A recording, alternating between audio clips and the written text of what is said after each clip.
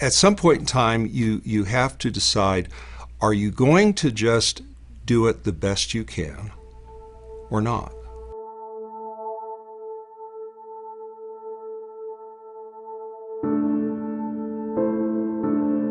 There are things that are imbued with a certain story, a certain passion, by virtue of the passion and dedication of the craftsmen that build it.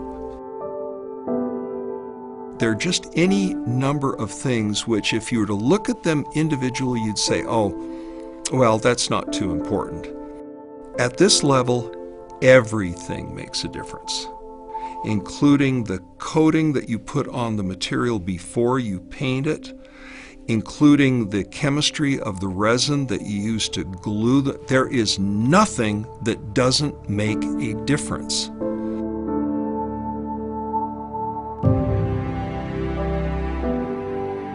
The execution in the crossover network is crucial. You can change values of any individual component by less than 1%, and the magic can be lost. The wiring that we use, which is a time-coherent wiring, and it is point-to-point wiring, no printed circuit boards in our crossovers, sounds better. If you find, for example, that twisting the wires at a certain twist ratio improves the time domain behavior, it adds more time.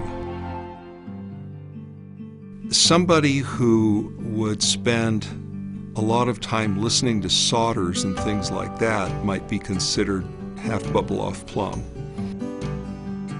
You can hear differences in solders in controlled listening tests, and when you add up the total number of solder connections in a complete speaker system, it adds up big time.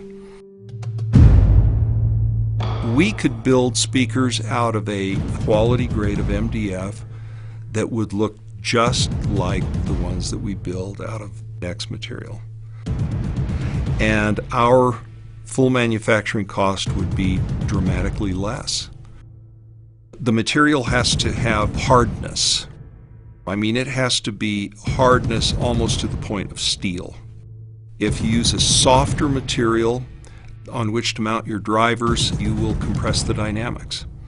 If you go to a material that has very little intrinsic internal damping, then you end up with ringing. The material like X material, it's very hard, and yet it damps almost outrageously well. Gee, it'd be nice if the material were conveniently machinable. It traps heat. Unlike metal, which conducts heat away from the machine bit, it can damage expensive bits at a horrifying rate. We've talked about the time domain and the alignment of the leading edges of transients. These aren't just, well, move it a little bit here and move it a little bit there. It has to be done very precisely, aligned to within less than 20 millionths of a second. And to get that kind of alignment requires precision.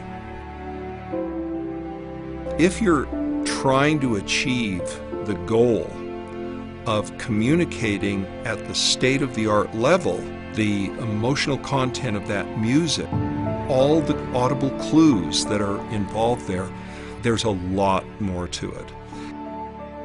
One discovery that you make may improve the sound 0.5%, but it may be very hard to implement. Do you want to pay that price? Here, the answer is always yes. Always.